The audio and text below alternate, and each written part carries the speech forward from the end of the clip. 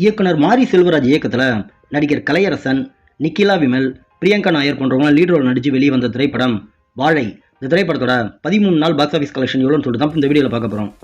India முழுவதும் பார்த்தீங்கன்னா 13 நாள் முடிவில் இந்த திரைப்படம் 31 கோடியே 23 லட்ச ரூபா கலெக்ஷன் பண்ணியிருக்கு.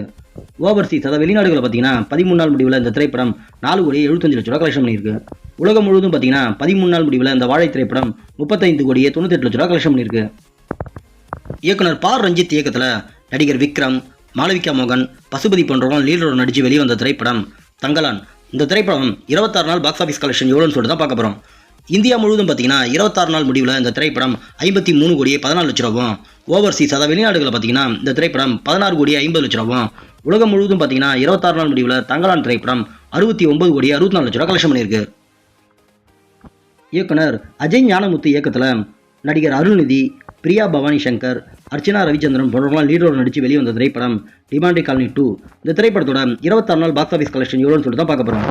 இந்தியா முழுவதும் பார்த்தீங்கன்னா 26 நாள் முடிவில் இந்த திரைப்படம் 40 கோடியே 92 லட்ச ரூபாவும், ஓவர்சீஸ் அதாவது வெளிநாடுகளில் பார்த்தீங்கன்னா 26 நாள் முடிவில் இந்த திரைப்படம் 7 கோடியே 50 லட்ச ரூபாவும், உலகம் முழுவதும் பார்த்தீங்கன்னா இந்த திரைப்படம் 48 கோடியே 42 லட்ச ரூபா கலெக்ஷன் பண்ணியிருக்கு. அவ்வளோதான் ஃப்ரெண்ட்ஸ், இந்த வீடியோ உங்களுக்கு பிடிச்சிருந்தா நம்ம சேனலை சப்ஸ்கிரைப் பண்ணுங்கள் மற்றும் ஷேர் பண்ணுங்கள். நெக்ஸ்ட் வேறு ஒரு சூப்பரான வீடியோ மீட் பண்ணலாம். Okay, bye by.